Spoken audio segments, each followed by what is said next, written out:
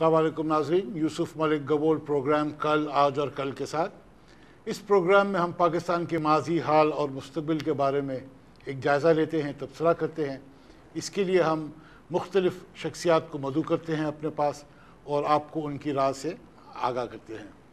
آج جو شخصیت کو ہم نے دعوت دی ہے وہ پاکستان کی اسٹوڈنٹ لائف کے اندر ایک بڑے مشہور و معروف اسٹوڈنٹ لیڈر تھے۔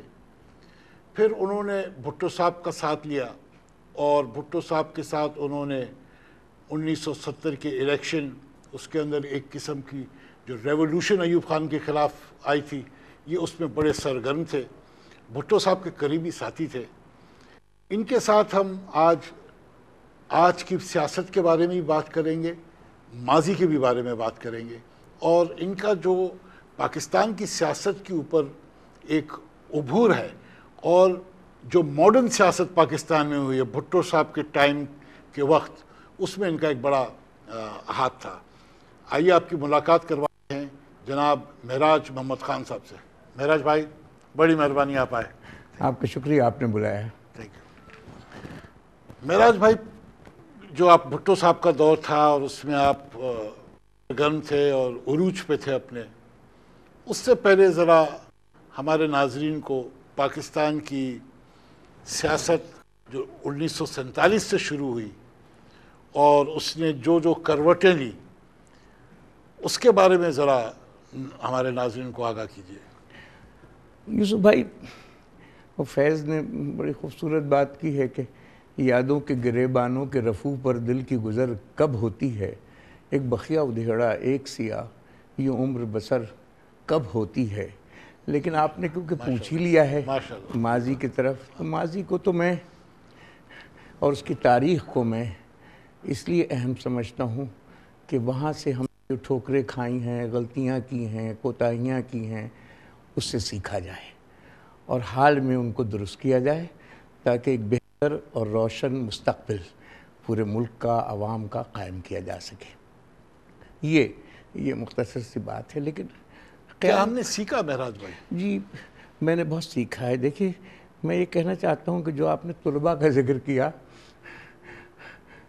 تو وہ انہیں پبلک لیڈر کہتا، تو میں نے کبھی انہیں طالب علم لیڈر نہیں کہا، کیونکہ طالب علموں نے قیام پاکستان میں ایک حصہ لیا تھا۔ اس لیے جب وہ ریاست قائم ہوتی ہے پہلی اور اس کے حکمراں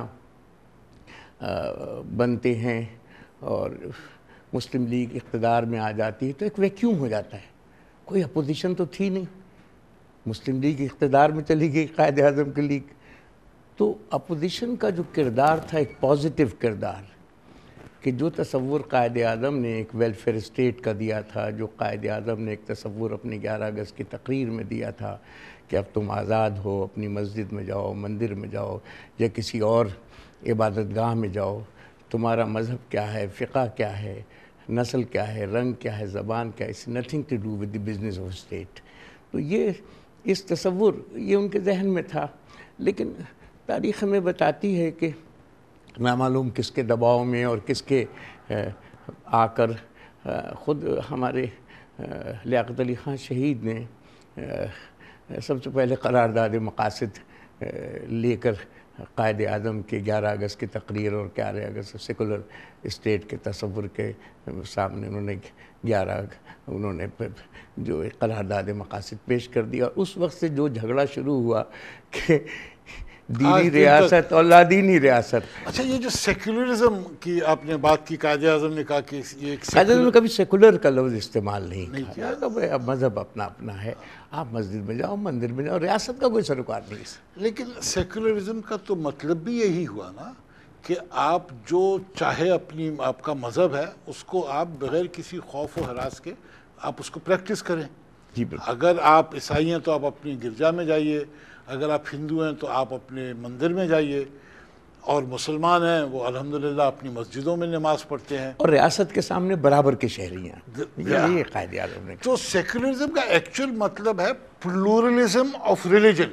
بالکل صحیح کہہ رہے ہیں، بالکل صحیح کہہ رہے ہیں، ناٹ سنگولرزم آف ریلیجن۔ بالکل صحیح کہہ رہے ہیں، بالکل صحیح۔ پلورلزم آف ریلیجن جو دیٹ از یعنی سیکولر، ہاں، جدھر مختلف ریلیجن آپ مذاہب پریکٹس کر سکتے ہیں کا ہونا اس کا قطعی یہ مطلب نہیں ہے کہ جناب کافروں کا ہاں لادینیت نہیں مذہب ہے، یہ غلط لادینیت غلط ترجمہ ہے اس کا.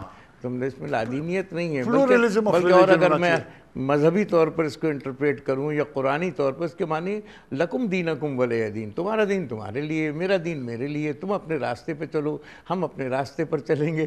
سمجھے نا، اس میں کوئی حرج نہیں ہے. یعنی پیسفل کو ایگزسٹنس ریلیجنس کے درمیان پرامن بقائے باہم، ایک دوسرے کا احترام، ایک دوسرے کا خیال، سمجھے نا. اور ریاست جو ہے وہ سب کو برابر کی نظر سے دیکھے گی. یہ اس کا مقصد، جس کے علاوہ کوئی اور مقصد نہیں ہے. پھر لیاقت علی خان صاحب نے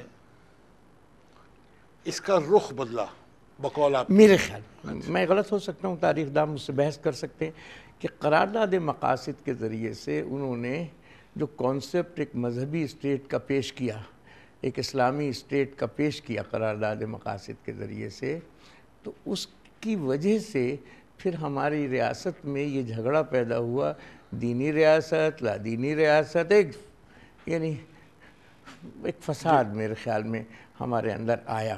اور وہ فساد اس وقت سے چل رہا ہے، اب تک چلا جا رہا ہے. وہی نعرے بازی ہو رہی ہے، حقائق سے بے خبر ہیں.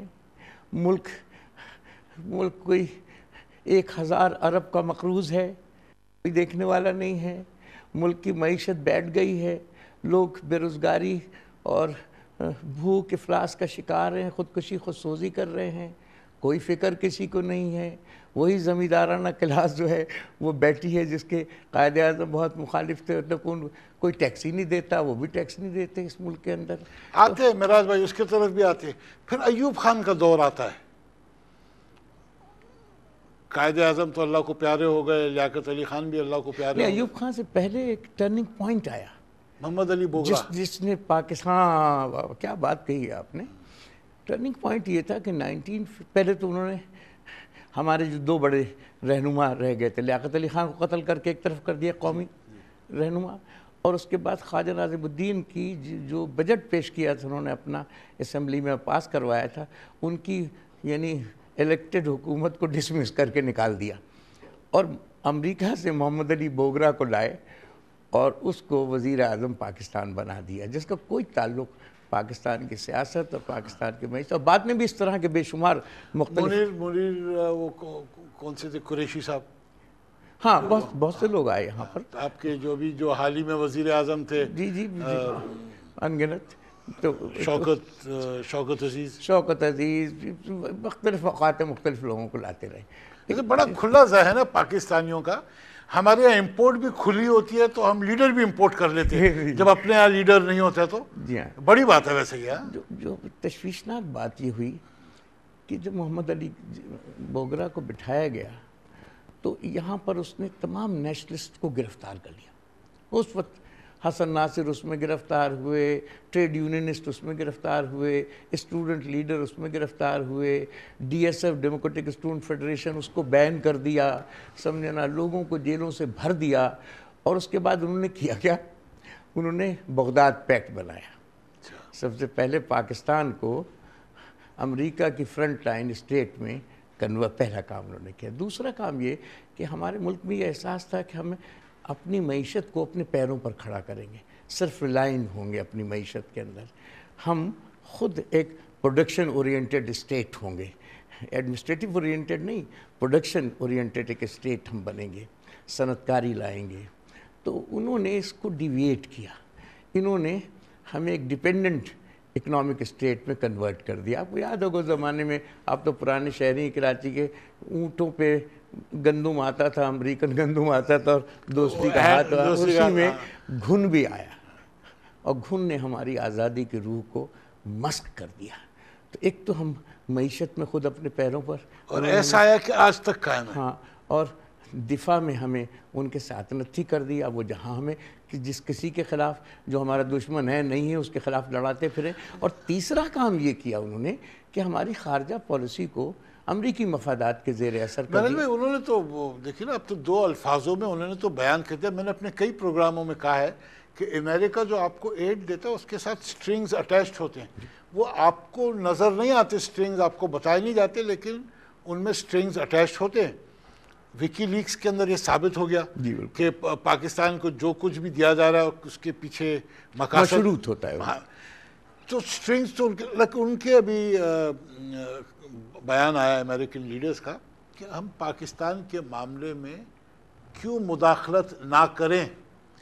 جب ہم ان کو پیسہ دیتے ہیں، ان کو اب چلا ہم رہے، تو ہم مداخلت کیوں نہیں کریں. when we are giving you money we will interfere if you call it intrusion or whatever.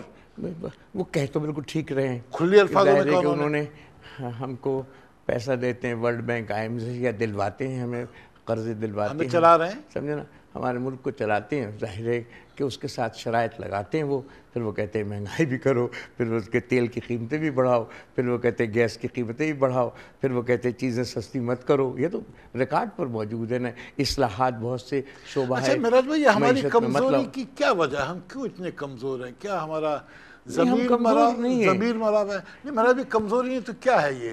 دیکھیے نا، ہم کوئی مشکل فیصلہ نہیں لیتے.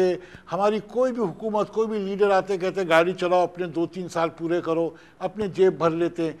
ایسا کیوں نہیں ہے کہ کوئی آ کے مشکل فیصلے لے اور اس مشکل فیصلے کے اوپر ڈٹ جائے اور اس ملک کو یہ جو غلامی کے جنگل سے نکالے اور انڈیپینڈنٹ کرے اپنے آپ کو؟ یہ کیوں ہم نہیں کر پاتے؟ دیکھیے، ایک تو آپ کو ایوب خان کا کتاب جو ہے فرینڈز ناٹ ماسٹرز، جس کا اردو ترجمہ تھا شاید کہ جس رزق سے آتی ہو پرواز میں کوتاہی. علامہ اقبال کا شعر ہے نا کہ طائر لاؤتی، اس رزق سے موت اچھی جس رزق سے آتی ہو پرواز میں کوتاہی.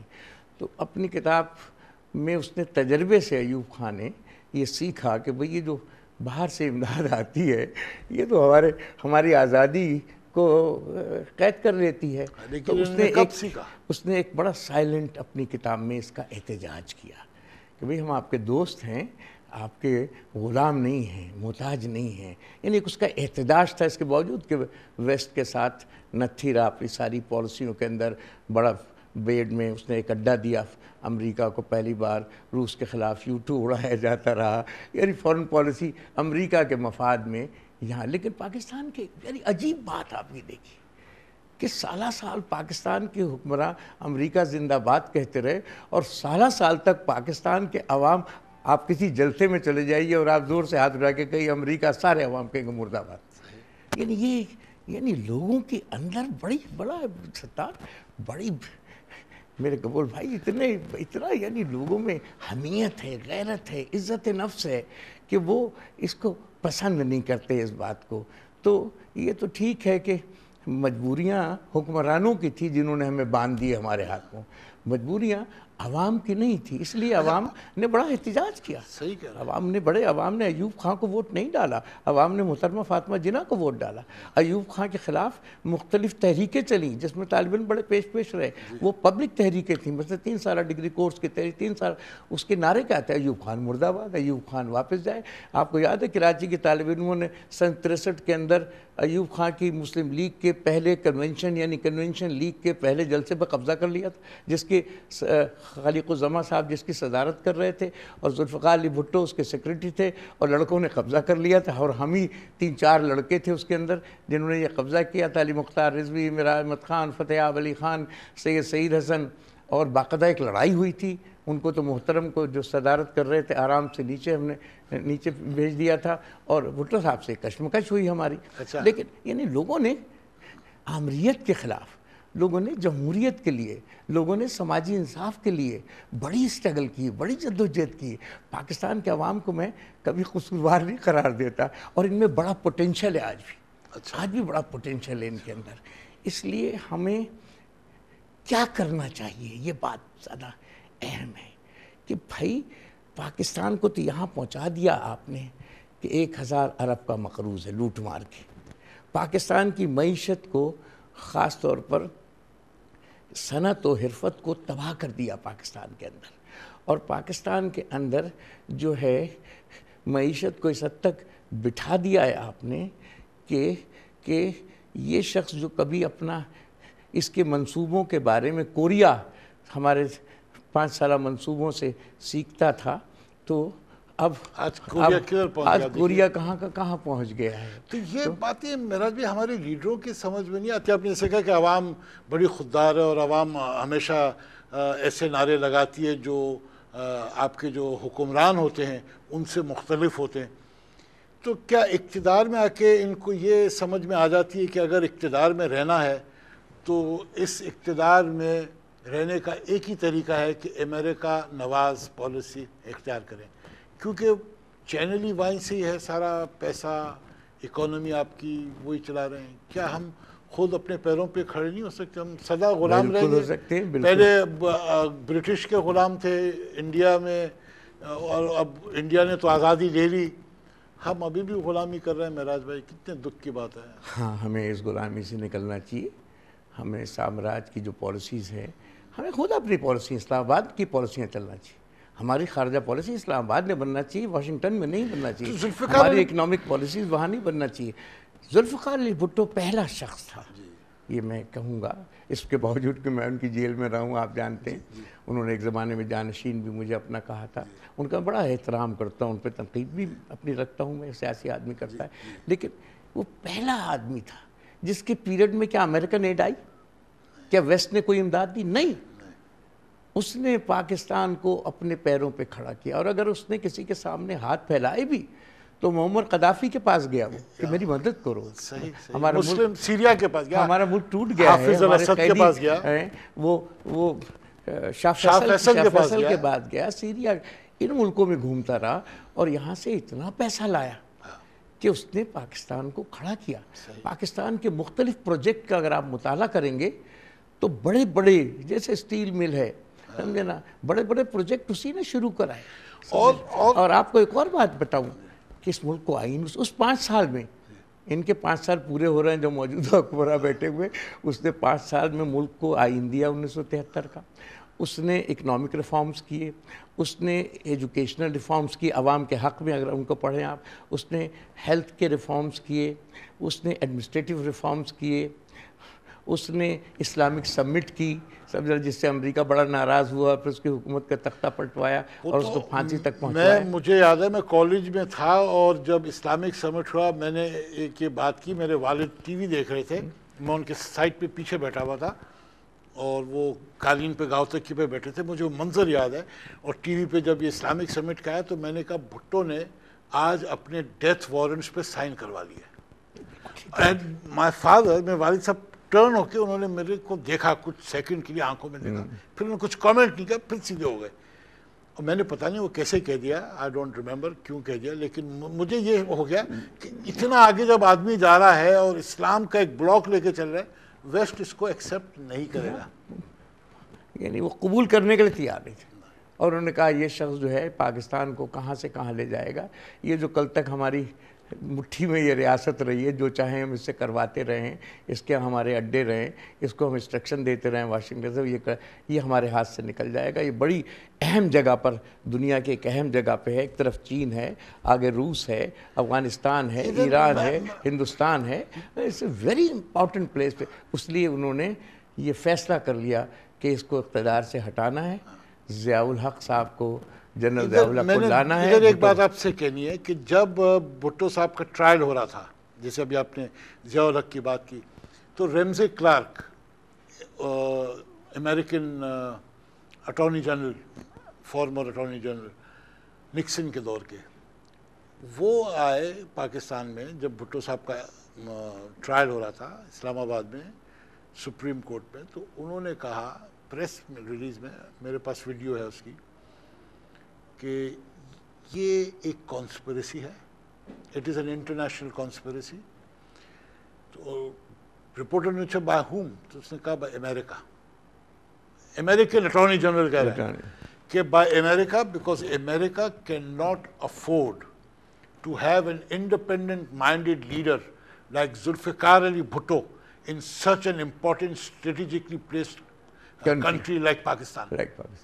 تو یہ تو سابق اٹارنی جنرل نے کھلے عام کہہ کے گیا ہے اس بات کو. جی ہاں، جو آپ بات کر رہے ہیں اس کی میں تصدیق کر رہا ہوں. مختلف یورپین جو ہیڈ آف دی اسٹیٹ تھے، انہوں نے بھی بات کسی نہ کسی طریقے سے، اور ان کی سزائے موت کو کے لیے رحم کی اپیلیں بھی کی تھی. ساری دنیا نے, چین نے, سب نے ان کا اچھا نہیں محسوس کیا لوگوں نے. لیکن ایک اور بات جو ہم اپنے ناظرین کو بتاتے چلیں کہ بھٹو جو آپ نے بتایا کہ وہ اپنے پیروں پہ کھڑے ہونے کی انہوں نے کوشش کی اور پاکستان کو ویسٹ کے اور امریکہ کے جنگل سے نکالنے کی کوشش کی.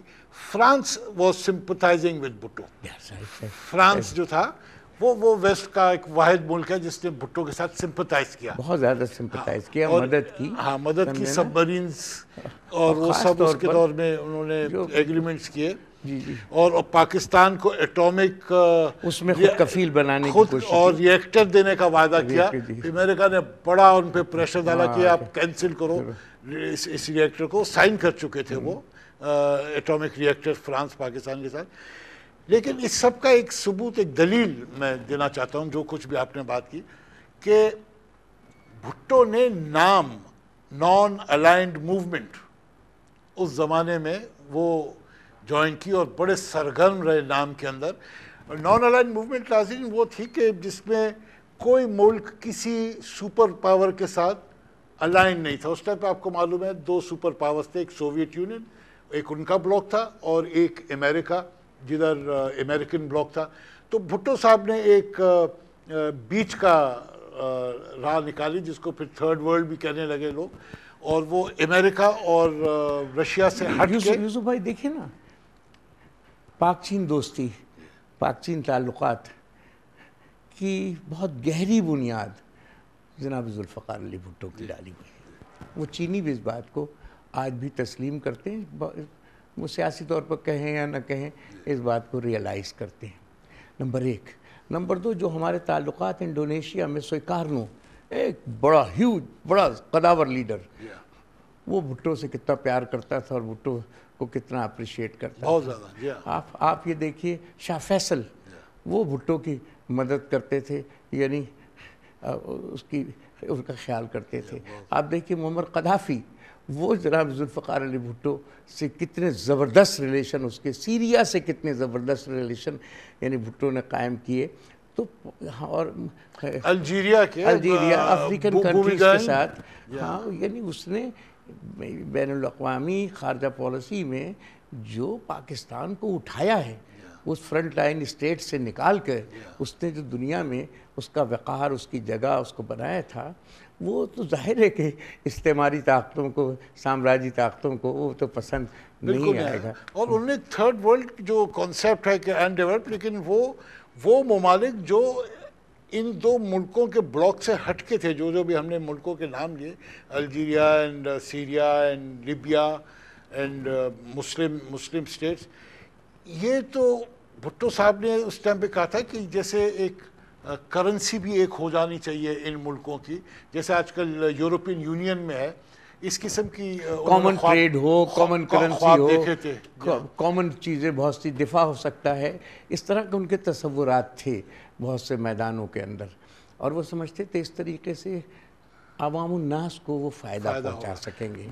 اور آپ کو میں یہاں بہت بری بات ہوگی نہ کہوں کہ جتنی ہیلتھ کے اندر بھٹو صاحب نے یونیورسٹیاں بنائی, اپنے اس 5 سال میں کسی نے آج تک نہیں بنائی. اس پہ بات کریں گے. جس میں ایجوکیشن میں جو خرچ کیا, ہیلتھ کیئر میں جو خرچ کیا, سمجھے نا, ہاؤسنگ میں جو خرچ کیا, اس نے پاکستان کو یعنی لوگوں کے کا حق بھی, یعنی اس لیے اب آج تک یاد کرتے ہیں لوگ. اس پہ بھی گفتگو کرتے ہیں. ناظرین, ایک بریک کا وقت ہو رہا ہے, ایک بریک لیتے ہیں اور معراج بھائی سے ایک دلچسپ گفتگو بریک کے بعد دوبارہ شروع کریں گے.